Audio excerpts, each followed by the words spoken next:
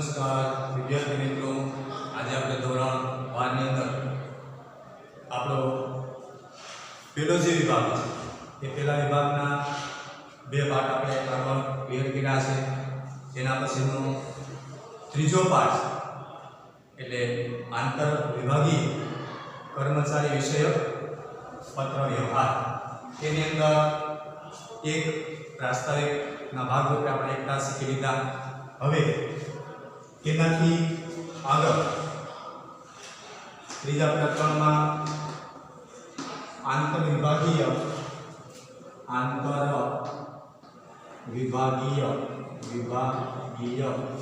કર્મચારી વિષયક પત્ર વ્યવહાર, જે જાહેર કંપની છે અથવા તો જે વેપારી પેઢીઓ છે એની પેટા શાખાઓ છે એની સાથેનો જે પત્ર વ્યવહાર છે એ શા માટે જરૂરી છે એ આ પ્રકરણની અંદર આપણે શીખવાનું છે કે ભાઈ જાહેર વેપારી પેઢી અન્ય व्यापारिक संस्थाओं के कंपनी को नी वडी कचेरी अने तेना पेटा विभागों એટલે કે તેના અન્ય જે વિભાગો છે अन्य विभागों साथे एनो संपर्क कायमी रहतो होय छे। साथेनो संपर्क कर्मचारी अने वेपारी पेढ़ी वच्चे आंतरिक रीते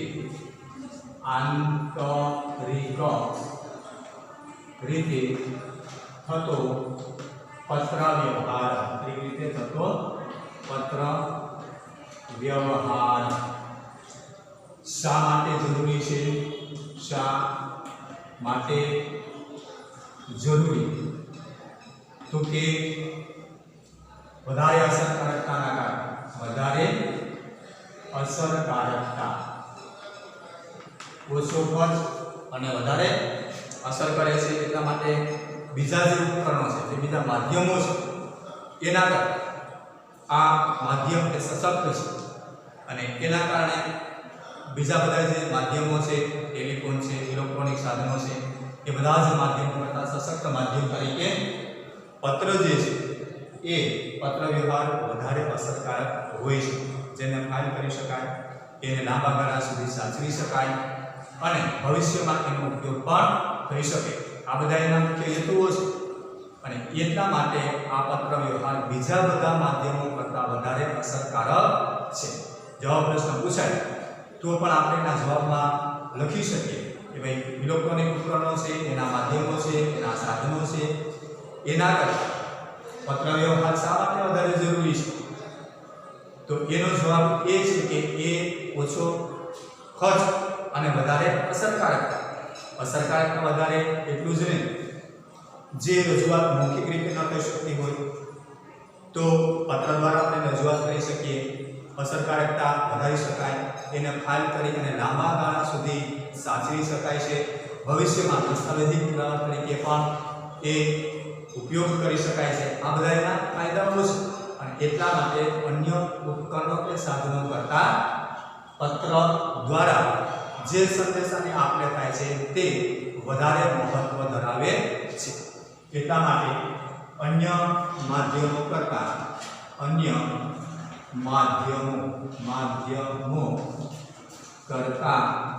પત્ર વ્યવહાર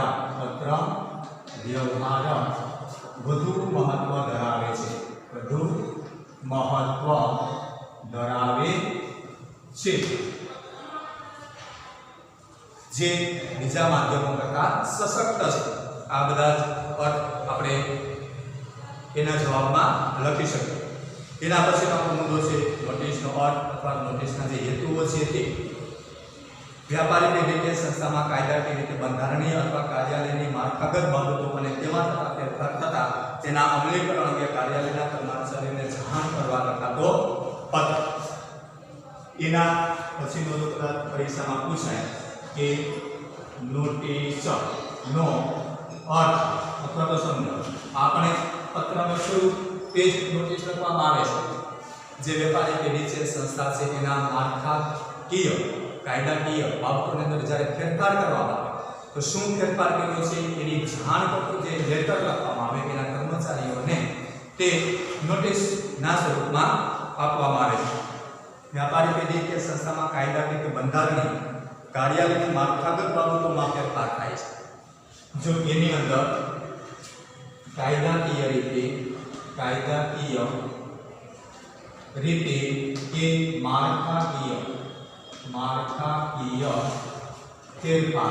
ફેરફાર થાય ત્યારે તેની જાણ કર્મચારીને કરવામાં આવે. તેની જાણ કર્મચારીઓને જે પત્ર દ્વારા કરવામાં આવે તેને શું કહેવાય તો કે નોટિસ કહે છે. તેને નોટિસ કહે છે. માળખાગત ફેરફાર કર્યો હોય સંસ્થાની અંદર વેપારી પેઢીની અંદર અન્ય કોઈ બાબતોની અંદર કાયદાકીય ફેરફાર આવ્યો હોય અથવા તેના જે નીતિ નિયમો છે ધારાધોરણો છે એના બંધારણ છે માળખું છે એમાં જો કાંઈ ફેરફાર થાય ત્યારે આ જાણ એના કર્મચારીઓને કરવાની થતી હોય છે. એટલે એ જાણ કરતો જે લેટર છે પત્ર છે એને નોટિસ કહેવામાં આવે છે. જો આવો પ્રશ્ન પૂછાય તો એના અર્થમાં આપણે આ જવાબ લખી શકીએ. આ શા માટે જરૂરી છે એનો હેતુ નોટિસ લખવી એ મૂળભૂત હેતુ શા માટે જરૂરી બની જાય છે તે જ્યારે નીતિ વિષયક બાબતોનું સંપૂર્ણ પાલન ન થતું હોય ત્યારે કર્મચારીઓને ધ્યાન દોરવા આ બધાના મુદ્દાઓ છે કે જે માળખાની અંદર નીતિ નિયમો કરેલા હોય ધારાધોરણો નક્કી કરેલા હોય સુનિશ્ચિત એનું માળખું કરેલું હોય જો એ માળખાનું યોગ્ય રીતે પાલન ન થાય છોકરા બરાબર જો યોગ્ય રીતે કોઈ કર્મચારી દ્વારા એનું પાલન ન થાય ત્યારે પણ જે પત્ર આપવામાં આવે છે કયો હોય છે નોટિસ. એટલે એનો હેતુ એ પણ એ ની અંદર પણ એ લેટર નોટિસની અંદર હોય છે. સંજોગો અનુસાર કરવામાં આવતા ફેરફારોથી કર્મચારીઓને જાણ કરવા. ક્યારેક કોઈ એવા સંજોગો ઉપસ્થિત થાય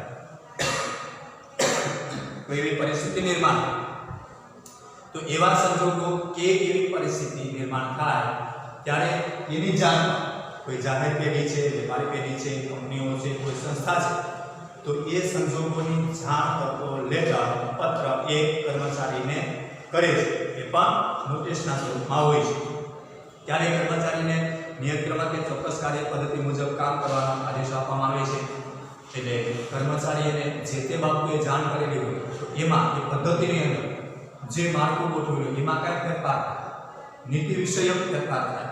નીતિ વિષયક એટલે એનો રેગ્યુલર કામ હાલતું હોય તો બરાબર જ છે પણ એમાં જે કાંઈ નીતિ નવી આવી હવે તો આ ટેકનોલોજીનો જમાનો છે રોજે રોજ દુનિયા બદલે છે ચેન્જ થાય છે બદલાવ આવે છે એટલે નવા કોઈ પ્રોજેક્ટ આવે નવી કોઈ નીતિઓ આવે તો એનો અમલ કરવાનો થાય તો એ નવી આવેલી નીતિ વિષયક જાણ કરતો લેટર સંસ્થા દ્વારા જે કર્મચારીને આપવામાં આવે પણ નોટિસના સ્વરૂપની અંદર હોય છે. સામાન્ય રીતે કોણે કયું કામ ક્યારે અને ક્યારે કાર્યક્ષેત્રમાં રહીને કરવું તે દર્શાવવા માટે કામની વિગતો અહેવાલ કોને આપવાનો રહેશે તેની જાણ. એટલે આ બધા જ નોટિસના મુખ્ય હેતુઓ છે કે ભાઈ શા માટે આ જરૂરી બની જાય છે. નોટિસના હેતુ શા માટે આ બીજા જે માધ્યમો છે તે બીજા માધ્યમો કરતાં સશક્ત બની જાય છે તો કે માળખાગત ફેરફાર હોય માળખાગત ફેરફાર થાય ત્યારે અથવા નીતિ વિષયક ફેરફાર થાય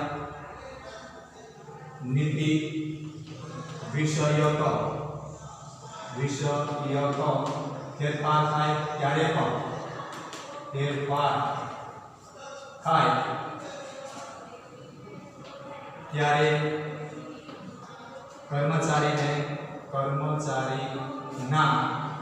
કાર્યમાં યોગ્યતા આવે, યોગ્યતા નિર્દેશિત કરવા વગેરે બાબતોમાં નોટિસનો ઉપયોગ થાય છે. મતલબ કે આ પત્ર વ્યવહાર એ નોટિસના સ્વરૂપમાં આપવામાં આવે છે. નોટિસ એ પત્રનો એક ભાગ છે, હિસ્સો છે, સ્વરૂપ છે, એટલે એનો નોટિસ કહેવાય છે. નોટિસનું મૂળ કારણ આ હોય છે, હેતુઓ આવા છે. એના પછીનો બીજો જે પ્રકાર છે એ પરિપત્ર છે. નોટિસ એ પણ લેટરનો એક હિસ્સો છે, ભાગ છે, એક પ્રકાર છે. બીજો તો કે પરિપત્રના સ્વરૂપમાં પણ પત્ર લખવામાં આવે છે. વ્યાપારી પેઢી કે સંસ્થાના વ્યવસ્થા તંત્રએ ઘડેલ આચાર સંહિતાની માહિતીથી કર્મચારીઓના જૂથને વખતો વખત માહિતગાર કરવાના અભિગમથી લખાતો પત્ર એટલે પરિપત્ર વ્યવહારિક અને વહીવટી દ્રષ્ટિકોણ ધરાવે છે. હવે આ કોઈ વ્યાપારી પેઢી કે કોઈ સંસ્થા હોય એના તંત્રે ઘડેલા આચાર સંહિતાની માહિતી, આચાર સંહિતા એટલે એને જે રૂલ્સ પાળવાના છે, નિયમ પાળવાના છે, ચોક્કસ એ કંપની અથવા તો વેપારી પેઢી અથવા તો કોઈ સંસ્થાએ પોતાના જે નીતિગત વિષયો બનાવેલા હોય છે, નીતિગતના નિયમો બનાવેલા હોય છે, એ આચાર સંહિતા છે. આચાર સંહિતા એટલે એ નિયમોનું પાલન કરવું, એ આચાર સંહિતાની અંદર રહેવું, એનો ભંગ ન કરવો અને એ નિયમોનું સંપૂર્ણપણે પાલન કરવું. એ માહિતી કર્મચારીઓના જૂથને વખતો વખત માહિતગાર કરવાના અભિગમથી લખાતો પત્ર એટલે પરિપત્ર. જે નિયમ બનાવેલા હોય સંસ્થાએ અથવા તો વેપારી પેઢી, તો એ વેપારી પેઢી કે સંસ્થા એના આંતરિક માળખાની અંદર ગોઠવાયેલા જેટલા કર્મચારીઓ, એ બધા જ કર્મચારીઓને એ માળખાકીય નિયમોની વખતો વખત મતલબ કે વારંવાર એની જાણ કરતી રહી કે ભાઈ આપણી આચાર સંહિતા છે. આચાર સંહિતા મતલબ કે આટલા નિયમો છે, આ નિયમને બધાએ અનુસરવાનું છે, આ નિયમનું આપણે પાલન કરવાનું છે. એ નિયમોનું પાલન કરવું, એ નિયમોને અનુસરવા એવી વખતો વખત જાણ કરતો જે પત્ર આપવામાં આવે છે એ પરિપત્ર તરીકે ઓળખાય છે, એને પરિપત્ર કહેવામાં આવે છે. એની અંદર જ્યારે કોઈ નવી કામગીરી આવે અથવા તો નવી કોઈ બાબતોનો ઉમેરો થાય તો એની પણ જાણ કર્મચારીઓને કરવામાં આવે, એના વિશે પણ એને માહિતગાર કરવામાં આવે અને એ પરિપત્ર દ્વારા, એ લેટર દ્વારા એને જાણકારી મળી જાય છે. એટલે એની આચાર સંહિતાની અંદર બીજી જે કામગીરી આવતી હોય એ કામગીરીનો પણ એની અંદર સમાવેશ થઈ જાય છે. આવી તમામ કામગીરીઓને કર્મચારીઓને જાણ કરવા માટે જે લેટર લખવામાં આવે વેપારી પેઢી દ્વારા અથવા તો સંસ્થા, તો એ પણ પરિપત્રના સ્વરૂપે હોય છે. હવે આ પરિપત્ર મૂળભૂત ક્યાં કાર્ય કરે છે, શું એ કાર્ય કરવા માટે આ પરિપત્ર લખવાનું હોય છે. કર્મચારીઓને તેમના કાર્યક્ષેત્ર અંગે માર્ગદર્શન આપે છે. કર્મચારીએ જે તે કામ એને કરવાનું થતું હોય એ કામમાં ક્યારેક એ સંકોચ અનુભવે, મૂંઝવણ અનુભવે તો એને માર્ગદર્શન મળે કે ભાઈ આવી આચાર સંહિતા છે, આવો આપણો નિયમ છે, એમાં ક્યારેક અસમંજસ મતલબ કે એના મને અંદર ક્લિયરિટી ન તો એ આ પરિપત્ર વાંચીને એમાંથી ચોક્કસ એ જે માર્ગદર્શન છે એ લઈ શકે, એની માહિતી એ લઈ શકે અને એનું જે કાર્ય છે એના નિયમો છે એનું પાલન કરી શકે. એટલે એને ચોક્કસ પ્રકારે ખ્યાલ આવે છે જેટલા કર્મચારીઓ જે છે બધાને એક સમાન રીતે જે કંઈ લાગુ પડતું હોય એ એક લેટરની અંદર જાણ કરી દેવામાં આવે છે. એટલે એને એના કાર્યક્ષેત્ર અંગે જે તે કર્મચારીને જે કામગીરી સોંપવામાં આવેલી હોય એ કામગીરી કઈ રીતે કરવી એ માર્ગદર્શન એની અંદર આપેલું હોય છે. એના કલાકોનું સૂચન કરેલું હોય, સમય આપેલો હોય, સ્થળ હોય તો સ્થળ આપેલું હોય, આવી બધી માહિતી એની અંદર આપેલી. એટલે એને કોઈ પ્રશ્ન થાય મારે ક્યાં જવાનું છે, શું કામ કરવાનું છે, કેટલા વાગે જવાનું છે, કઈ તારીખે જવાનું છે, આ બધી એની અંદર માહિતી આપેલી હોય છે. એટલે જે તે કર્મચારીને ખ્યાલ આવે કે આ તારીખે આ સમયે એટલા વાગે આ સ્થળ ઉપર મારે આ કામગીરી કરવાની છે. એ આ પરિપત્રનો મૂળ હેતુ હોય છે એ કાર્ય માટે આ પરિપત્ર લખવાના થતા હોય છે. વ્યવસ્થા પત્ર એ લીધેલ નિર્ણયના યોગ્ય અમલ અંગે કર્મચારીનું ધ્યાન દોરવું. જે વ્યવસ્થાના ભાગ હોય સંસ્થાએ, જાહેર પેઢીએ, વેપારી પેઢીએ એના કર્મચારીઓ ને જે સંકલન કરેલું એ સંકલનના કારણે જે કંઈ નિર્ણય કરેલા એ નિર્ણયનો સંપૂર્ણ દરેક કર્મચારી અમલ કરે એટલે કે એના અનુસાર એ હેતુથી એ પરિપત્ર કરવાનું હોય છે, જેથી કરીને દરેક કર્મચારીને પોતપોતાની કામગીરીની જાણ થાય. આ એનો હેતુ છે. દરેક કર્મચારીને અલગ અલગ કામગીરી સોંપવામાં આવી તો એ અલગ અલગ કામગીરી જે તે કર્મચારીને જે વિભાગમાં સોંપેલી હોય એ સંપૂર્ણપણે કરી શકે એ એનો હેતુ છે. એ તરફ એનું ધ્યાન પણ દોરી શકે. કર્મચારી પાસે શું અપેક્ષિત છે તેના વિશે સ્પષ્ટીકરણ કરે છે. હવે એ જે પરિપત્ર લખ્યો છે એની અંદર બધી સૂચનાઓ આપેલી હોય છે કે તમારે એ જે તે કર્મચારીને લખેલું હોય પરિપત્ર એની અંદર જે સૂચનાઓ છે એ કર્મચારીએ જે તે કામગીરી કરેલી છે એવી અપેક્ષાઓ આ લેટર લખવામાં આવે છે કે તમારે કેટલી કામગીરી કરવાની છે એવી અપેક્ષાઓ છે અને એ કામગીરી એ જે તે કર્મચારીએ પૂર્ણ કરવાની થતી હોય છે. કર્મચારીના સમાનતા જાળવવાનું કાર્ય કરે છે. હવે આ પરિપત્રથી દરેક કર્મચારી સમાન પ્રમાણમાં કામ રહે. ત્યારે જો આ પરિપત્ર ન હોય તો અમુક કર્મચારીને કામગીરી વધી જતી હોય, અમુક કર્મચારીની કામગીરી ઓછી થતી હોય, એવું ન હોય. દરેકને સમાન એટલે સમાન કક્ષાએ દરેક કર્મચારીને સમાન કામ ધોરણ કાર્યનું જે ધોરણ છે, કાર્યનું જે બોજ છે, કામ કરવાની જે કલાકો છે અથવા તો એનું ધારાધોરણ પ્રમાણે સમાન જળવાઈ રહે, વધઘટ ન થાય એટલે કામ સમાન રીતે જળવાઈ રહે એકનું સૂચન પણ આ પરિપત્રની અંદર કરેલું હોય છે. એટલે પરિપત્રના કારણે દરેક કર્મચારીને દરેક પ્રકારનું માર્ગદર્શન મળી રહે, એને કયું કાર્ય કરવાની છે એની ચોક્કસ માહિતી મળી જાય છે, નિશ્ચિત કાર્યની અપેક્ષાઓ એ પાર પાડી શકે, એની અંદર ખરાબ કરી શકે એ બધી જ માહિતી એની અંદર આપેલી હોય છે. અને દરેક કર્મચારીએ પોતાની જવાબદારી નિભાવવા માટે સમાન કાર્ય એ જળવાઈ રહે છે. હવે એના લક્ષણો શું હોય છે? પરિપત્રના મુખ્ય લક્ષણો ક્યાં ક્યાં હોય છે? પરિપત્ર કોઈ એક કર્મચારીને નહીં પણ કર્મચારીનો સમૂહ જૂથને સંબોધીને લખાય. જ્યારે પરિપત્ર કરવામાં આવે ત્યારે કોઈ વ્યક્તિગત કે એકાદ કર્મચારીને આ લેટર લખવામાં આવતો નથી. કેમ કે સામૂહિક કાર્ય હોય ત્યારે આ પરિપત્રની જરૂર પડે છે અને એ સામૂહિક કાર્યમાં ઘણી બધી અલગ અલગ જુદી જુદી કામગીરીઓ એકસાથે કરવાની થતી હોય છે. તો એ જુદી જુદી કામગીરીઓ એક સમયે કરવાની થાય ત્યારે દરેક કર્મચારીએ અલગ અલગ કામગીરીઓને કઈ કામગીરી એ જ સમયે કરવાની છે. તો એ સમયે એને પરિપત્રથી જાણ કરી દેવામાં કે આ વ્યક્તિ એટલા ભલે આ કામગીરી એ જ સમયે પાછા બીજા કર્મચારીને કામગીરી પણ એને બીજી કામગીરી શું એટલે દરેક વ્યક્તિને એક સમાન રીતે કામગીરી મળી રહે અને દરેક વ્યક્તિ આખા કર્મચારીના સમૂહને આ પરિપત્ર લખવાનો થતો હોય છે. એટલે એ પરિપત્ર દરેક કર્મચારીને મળી એની અંદર જુદી જુદી જે કામગીરી છે એ નિર્દેશિત કરવામાં બતાવો કે આ કર્મચારી આ કામ કરવાનું છે, આ કર્મચારી આ કામ કરવાનું છે. પણ અર્થ એ કે એક સાથે જ્યારે ઘણા બધા કામ કરવાના હોય ત્યારે બધા જ કર્મચારીઓને આ પરિપત્ર કરીને જાણ કરવામાં આવે છે. એક આખું જૂથ હોય છે, એક સમૂહ હોય છે, સામૂહિક રીતે આ પરિપત્ર એ થતા હોય છે. લખવાનું હોય છે કે દરેક કર્મચારીને જુદો જુદો પત્ર પણ એ બધા જ મળી જાય છે. તેનો અર્થ એ છે બાળકો કે પરિપત્ર બધા ઉપર કરવામાં આવે છે. કોઈ એકાદ કર્મચારી પર એ પરિપત્ર થતો બધા કર્મચારીને પરિપત્ર કરવામાં આવે છે, જેથી કરીને પોતાની કામગીરી સ્પષ્ટ સમજી શકે. આ એના લક્ષણો છે.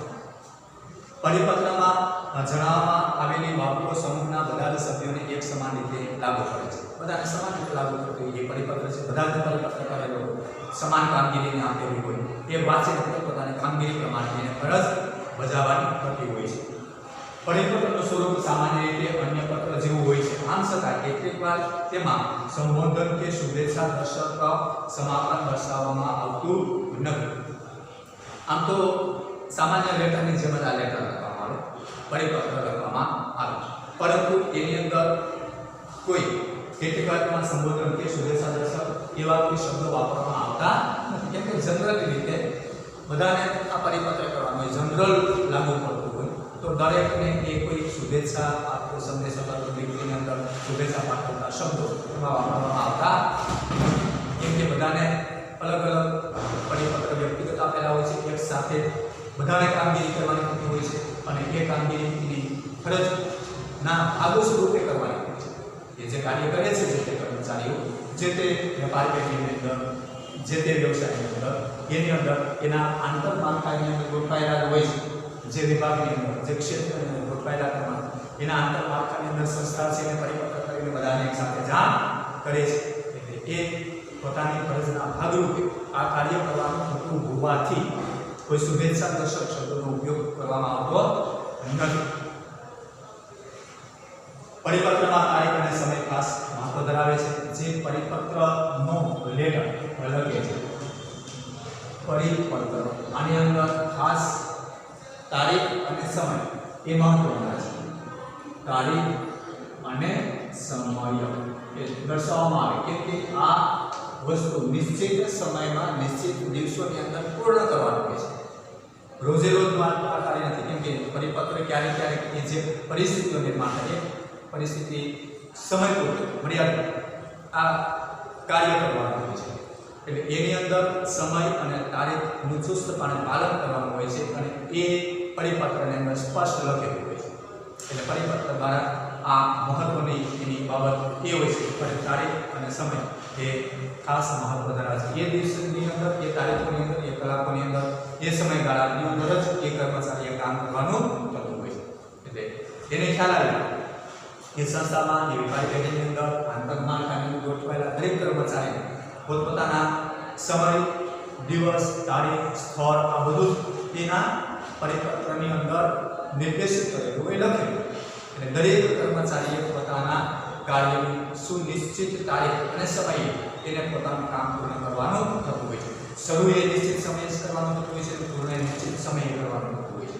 એ જ દિવસોની અંદર એ જ તારીખમાં એ જ સમયે એની કામગીરી કરવાની થતી હોય છે. એટલા માટે પરિપત્રની અંદર તારીખ અને સમય આ બે બાબતોનું ઘણું મહત્વ રહેલું છે કેમ કે એમાં તારીખ અથવા તો સમયનો ફેરફાર થાય તો એ કાર્ય થઈ જ નહીં શકે. નિશ્ચિત કરેલા માળખાની અંદર આ બધી વ્યવસ્થાઓએ ગોઠવાયેલી હોય છે. પરિપત્ર નિશ્ચિત વર્ગના કર્મચારીઓને નીતિ વિષયક નિર્ણયોના અમલ તરફ ધ્યાન દોરવા માટે લખવામાં આવે છે. હવે એ પરિપત્ર છે નિશ્ચિત વર્ગના કર્મચારીઓને નીતિ વિષયક નિર્ણય એનો અમલ થાય એ તરફ ધ્યાન પણ દોરે છે. જે લેટરની અંદર નીતિ વિષયક એટલે કે એના કાર્યક્ષેત્રની અંદર આવતા નિયમો નીતિ ફરજ બજાવવાની જે પ્રક્રિયા છે એની અંદર જ આ બધી પ્રોસેસ એને આ કામ સોંપવામાં આવતું હોય છે. એટલે એ એના નીતિ વિષયક નિર્ણયનો સંપૂર્ણ અમલ થઈ શકે એટલા માટે પરિપત્ર આપવામાં આવે છે.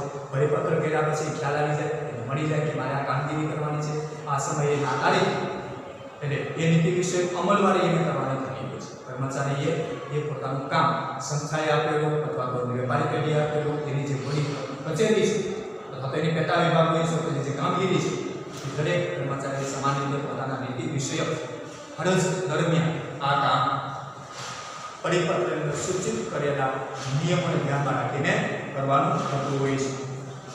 એ તરફ પણ એનું ધ્યાન પરિપત્ર દ્વારા દોરવામાં આવે છે. આમ કર્મચારી સંચાલન અંગે નોટિસ અને પરિપત્ર બંને નિયત સંદર્ભ માહિતી સંચાર દ્વારા કર્મચારીઓ તેમની જવાબદારી પ્રત્યે સભાન કરે છે છતાં તેમની વચ્ચે કેટલીક નીચે પ્રમાણના ભેદભાવ ટાળવી શકાય. હવે આ બંને વસ્તુ નોટિસ અને પરિપત્ર બે લેટરના સ્વરૂપમાં જ આપવામાં આવે છે. બે એના પરિપત્રો અને નોટિસ એ જ્યારે જ્યારે નોટિસ આપવામાં આવે છે ત્યારે પણ લેટરના સ્વરૂપમાં હોય છે પત્ર હોય છે પણ એ નોટિસનો અર્થ આપણે આગળ જાણી ગયા શીખી ગયા એ પ્રમાણે આ અર્થના સંદર્ભમાં જ્યારે પરિપત્ર છે એ પણ એના જુદા હેતુઓ છે એના જુદા કારણો છે એના જુદા લક્ષણો ત્યારે એ પરિપત્રના સ્વરૂપમાં એટલે પરિપત્ર અને નોટિસ છે બે લેટરના જ પ્રકાર પણ એનો હેતુઓ જુદા જુદા છે. નોટિસનો અર્થ જુદો છે અને પરિપત્રનો અર્થ બેમાં ક્યાંક ભેદ છે મતલબ કે થોડા ઘણા અંશે બેમાં તફાવત છે. એ તફાવતના જે મુદ્દાઓ છે એ જોઈએ નોટિસ અને પરિપત્ર વચ્ચે કઈ કઈ બાબતો વચ્ચે ભેદ છે શું તફાવત છે. જોઈએ નોટિસની અંદર નોટિસ વ્યક્તિ અથવા સમૂહને સંબોધીને લખવામાં આવે છે, જ્યારે પરિપત્ર માટે મોટા ભાગે સમૂહને સંબોધીને લખાય. આ એનો પહેલો. નોટિસ છે એ વ્યક્તિગત પણ આપી શકે, એક કર્મચારીને પણ આપી શકે, કેમ કે એના કાર્ય સમય દરમિયાન જો કોઈ બેદરકારી રહેતી હોય અથવા તો એને કાંઈ ધ્યાન દોરવાનું થતું હોય એક વ્યક્તિને પણ નોટિસ આપી શકાય. અને સમૂહની અંદર પણ આપી શકાય. વધારે પડતા કર્મચારીઓને જો આ જાણ કરવાની થતી હોય તો વધારે એક સાથે પણ આપી શકાય અને એકને પણ આપી શકાય. જ્યારે પરિપત્ર છે એ વ્યક્તિગત હોય છે પણ એ દરેક વ્યક્તિને જુદા જુદા સમૂહની અંદર હોય છે. પરિપત્ર ક્યારેય કોઈ એક વ્યક્તિને આપવામાં ના આવે. પરિપત્ર છે એ સમૂહની અંદર બધા જ કર્મચારીઓને આપવામાં તો જે દરેકની જુદી જુદી ફરજો છે એ નિભાવી શકે. અને એ પરિપત્રના લક્ષણો જુદા છે. આપણે આ જોઈએ નિશ્ચિત સમયે નિશ્ચિત તારીખે દરેકે પોતાનું કામ કરીને આ કામગીરી સોંપવાની જે ફરજ છે દરેકે બજાવવાની હોય છે. દરેક કર્મચારી આ કામ કરવાનું હોય છે અને એટલા માટે જે પત્રથી જાણ કરવામાં આવે દરેકને એ પરિપત્રના સ્વરૂપમાં હોય છે. એટલે એનો કહેવાનો અર્થ એ કે જૂથની અંદર હોય છે અથવા તો સમૂહની અંદર હોય છે. સંસ્થાની અંદર, વેપારી પેઢીની અંદર, એના પેટા વિભાગની અંદર, વડી કચેરીમાંથી જે કંઈ આદેશ એનો અમલ દરેકે કરવાનો અને એ જે કામગીરી સોંપવાની અને અમલ કરવાના માટે જે લેટર લખવામાં આવે તે પરિપત્રના સ્વરૂપે હોય છે. બીજા તફાવતની અંદર નોટિસ દ્વારા કાયદાકીય દ્રષ્ટિકોણ સ્પષ્ટ કરવામાં આવે છે, જ્યારે પરિપત્ર દ્વારા વહીવટી અને વ્યાપારિક દ્રષ્ટિકોણ સ્પષ્ટ કરવામાં આવે છે. નોટિસ એટલા માટે આવે છે કે ક્યાંક ને ક્યાંક એને નીતિની ખામી આવતી હોય, નીતિ વિશે જે ભૂલ છે અથવા તો એની ખામી છે તો એને દૂર કરી અને ફરી વખત એને નીતિ વિષય પર લઈ આવવા માટે પાડવામાં એવું પણ બને. જ્યારે પરિપત્ર છે એ વ્યવહારિક હોય છે, એમાં કોઈ બેદરકારીનું સૂચન હોતું નથી. એની વ્યવહારિક કામગીરી એને સોંપવામાં એટલે એ સંસ્થાના એક હિસ્સાના ભાગમાં હોય છે. સંસ્થા અથવા તો નાણાકીય પેઢી જે છે, વેપારી પેઢી છે, દરેક કર્મચારીને એના કામના એક ભાગ તરીકે આ કામગીરી સોંપે છે.